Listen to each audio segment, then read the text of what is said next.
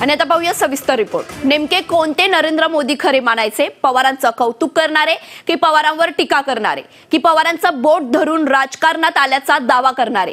पवारांची एनसीपी म्हणजे national corrupt party असल्याचा आरोप करणारे? मोदी कोणते खरे मानायचे की त्यानंतर त्याच राष्ट्रवादी सोबत सत्तेत जाऊन बसलेले आणि अजित पवारांना सोबत घेणारे मोदी खरे मानायचे का?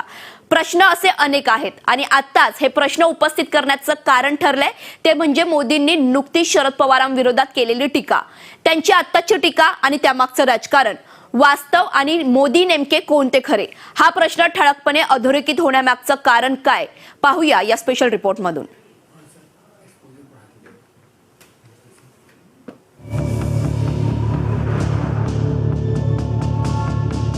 नेमके कोणते नरेंद्र मोदी खरे मानायचे? पवारांचं कौतुक करणारे की पवारांवर टीका करणारे? एनसीपीला नॅशनल करप्ट पार्टी म्हणणारे की त्याच पार्टीचं बोट धरून राजकारणात आल्याचा दावा करणारे? शिर्डीत 4 वर्षांनी पंतप्रधान नरेंद्र मोदी आले। शिर्डीतल्या सभेतून नरेंद्र मोदी यांनी शरद पवारांवर निशाणाही साधला।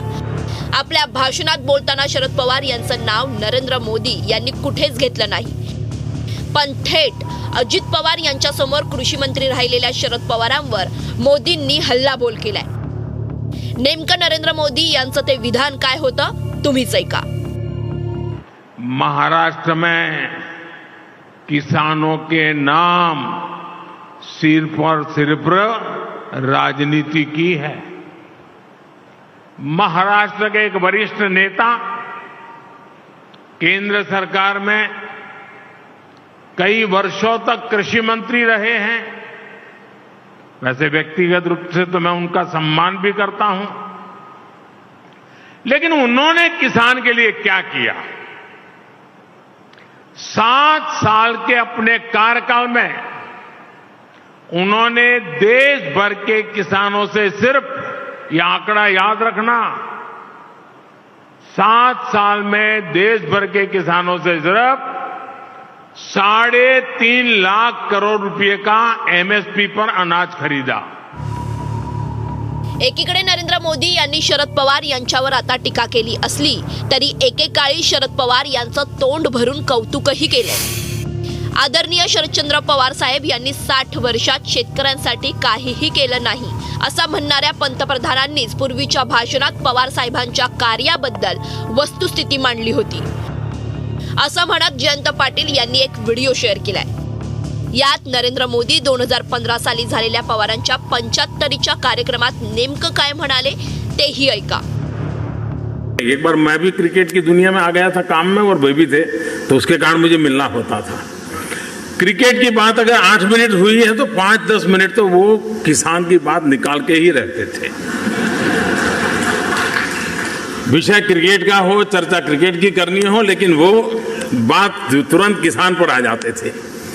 उनके मन मस्तिष्क में गांव, किसान और कृषि में भी आधुनिकता, इनोवेशंस, टेक्नोलॉजी को कैसे लाना और पोस्ट हार्वेस्टिंग एक्टिविटी, इन चीजों पर वो ज्यादा बल देते थे। पण जयंत पाटील यांनी शेअर केलेला हा एकच व्हिडिओ नव्हे। आता जर नरेंद्र मोदी यांचे हेही काही व्हिडिओ आहेत ते आपण ऐकूया।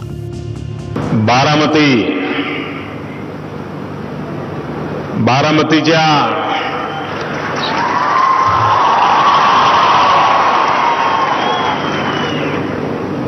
शेतकऱ्यांमध्ये मती आहे आणि गती आहे।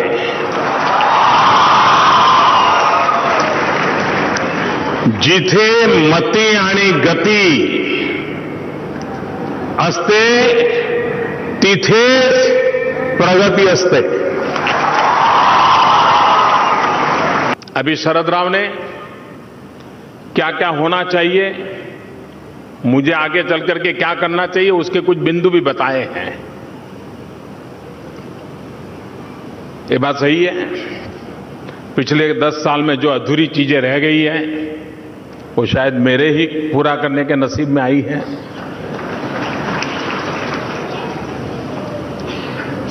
और इसलिए कृषि विकास को भी हमें अब आधुनिकता की तरफ ले गए बिना कोई चारा नहीं है। शरद राव ने दोनों के बीच में बहुत ही संतुलन रखा। ये बहुत कठिन काम है और बहुत ही संतुलन रख के कोऑपरेटिव मूवमेंट को भी बल दिया और अपने राजनीतिक जीवन को भी चलाते रहे। शरद राव जी को जब भी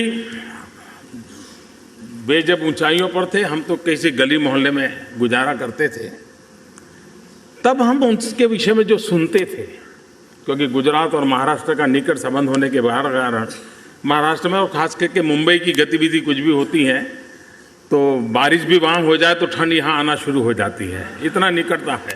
पुणे जा रहा हूँ लेकिन मैं बीच में अहमदाबाद उतरूंगा, मैं गांधीनगर आना चाहता हूँ, घंटे पर तुमसे बात करूंगा और तुम अपने किसानों को समझाओ कि भाई कॉटन बहुत हो चुका, कुछ समय के लिए वो गेहूं की ओर जरा आ जाए ताकि देश के लिए आवश्यकता है। ये जो भाव था, अपने काम के लिए जो कमिटमेंट था, ये कमिटमेंट मैं समझता हूं कि वरना मंत्री है तो चिट्ठी जाएगी, सूचनाएं जाएगी, अफसर लोग दो फोन कर देंगे, लेकिन इस काम को अपना काम मान करके लग पड़ना, ये कमिटमेंट शरद राव को कभी भी मिली है। आता नरेंद्र मोदी यांनी केलेल्या टीकेवर बोलायचं झालं तर खरंच कृषी मंत्री असताना पवारांच्या काळात शेती आणि शेतकऱ्याच्या फायद्याचं काहीच काम झालं होतं की नव्हतं यावरही एकदा नजर टाकूया। पवारांच्या 10 वर्षाच्या काळात एमएसपीत वाढ, वर्ष 2003, 2014 आणि एकूण वाढ। तांदूळ 2003 550, 2014 1310, एकूण वाढ 238%। गहू 2003 मधले 630, 2014 मध्ये 1400 आणि एकूण वाढ 222%। सोयाबीन 2003 मध्ये 840, 2014 मध्ये 2500, एकूण वाढ 297%। कापूस 2003 मध्ये 1725, 2014 मध्ये 3700, एकूण वाढ 214%। ऊस 2003 मध्ये 730, 2014 मध्ये 2100, एकूण वाढ 188%। हरभरा 2003 मध्ये 1400, 2014 मध्ये 3100, एकूण वाढ 221%। आणि मका 2003 मध्ये 505, 2014 मध्ये 1310, वाढ 259%। आता जर वास्तव पाहिलं तर एमएसपीत पवारांच्या काळातच वाढ झाल्याचं दिसून येत आहे। अशा वेळी नरेंद्र मोदी यांनी केलेला आरोप आणि टीका नेमकी किती खरी मानायची असाही प्रश्न उपस्थित होतोय।